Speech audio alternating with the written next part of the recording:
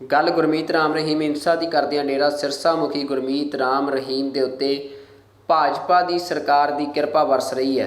गुरमीत राम रहीम जो कि कतल अते बलात्कार वर्गे घिनौने जुर्मां दे विच सज़ा भुगत रहा है, पर हरियाणा की सरकार लगातार गुरमीत राम रहीम नूं पैरोल दे रही है, फरलो दिंदी आ ते गुरमीत राम रहीम नूं हुण Z सिक्योरिटी भी मिल चुकी है।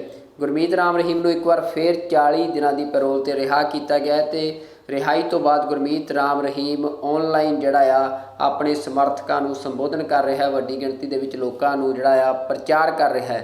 तो इस प्रचार दे विच भाजपा के उच्च आगू भी शामिल होए ने।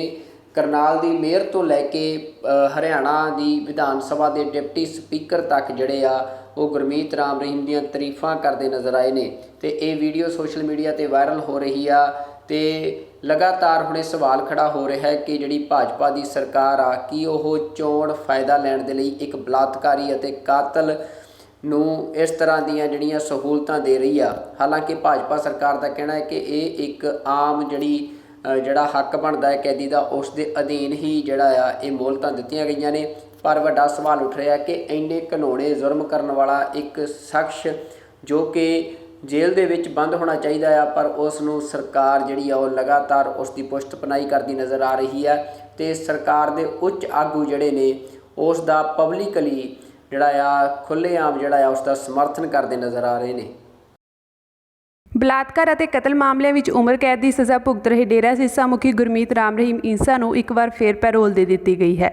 इस बार गुरमीत ਨੂੰ 40 दिनों की पैरोल दी गई है। पैरोल ਤੇ ਆਉਣ ਤੋਂ ਬਾਅਦ डेरा मुखी ਵੱਲੋਂ ਆਪਣੇ ਸਮਰਥਕਾਂ ਨਾਲ ਕੀਤੀ ਗਈ ऑनलाइन गलबात ਵਿੱਚ हरियाणा सरकार के उच्च आगुआं ने हाज़री लगवाई। हरियाणा विधान सभा के डिप्टी स्पीकर रणवीर गंगवा ने डेरा मुखी की तारीफ करदਿਆਂ किरपा की गुहार लाई। करनाल की मेयर रेणु बाला गुप्ता इस तरह की एक ऑनलाइन गलबात में बलात्कारी डेरा मुखी दीयां तारीफां करदਿਆਂ उसनूं पिता जी कहती सुनी गई।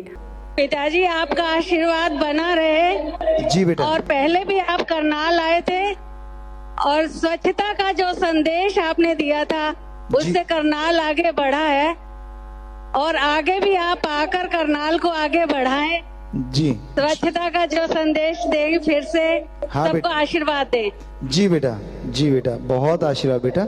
हालांकि गुरमीत राम रहीम इंसा बड़े घिनौने जुर्म करके जेल गया है, पर उस उत्ते हरियाणा की भाजपा सरकार की लगातार किरपा बरस रही है।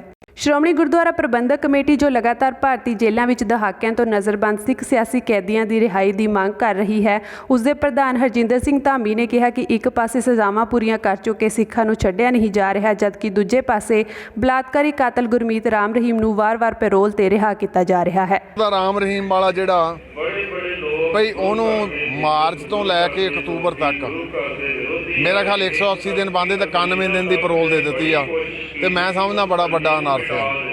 ਤੇ ਜੇ ਰਾਜੀਵ ਗਾਂਧੀ ਵਾਲਿਆਂ ਨੂੰ ਦਿੱਤੀ ਜਾ ਸਕਦੀ ਮਾਫੀ, ਤੇ ਜੇ ਗੁਜਰਾਤ ਦੇ ਵਿੱਚ ਮਾਰ-ਧਾੜ ਕਰਨ ਵਾਲੇ ਰੇਪ ਕਰਨ ਵਾਲੇ ਨੂੰ ਦਿੱਤੀ ਜਾਂਦੀ ਮਾਫੀ ਦਿੱਤੀ ਜਾ ਸਕਦੀ ਆ, ਤੇ ਸਾਡੇ ਤਾਂ ਸੰਘਰਸ਼ੀ ਯੋਧੇ ਆ, ਇਹਨਾਂ ਨੇ ਤਾਂ ਵਿਚਾਰਿਆਂ ਨੇ ਨਿੱਜਲੇ ਕੁਛ ਨਹੀਂ ਕੀਤਾ। ਕੌਮ ਲਈ ਜਿਹੜੇ ਜ਼ਖਮ ਸੀਗੇ ਉਹਨਾਂ ਦੇ ਤਹਿਤ ਹੀ ਆਪਣੀਆਂ ਜਿਹੜੀਆਂ समय अनुसार अपना जोड़ा योगदान पाया, सो इन्होंने भी रिहा करना चाहिए।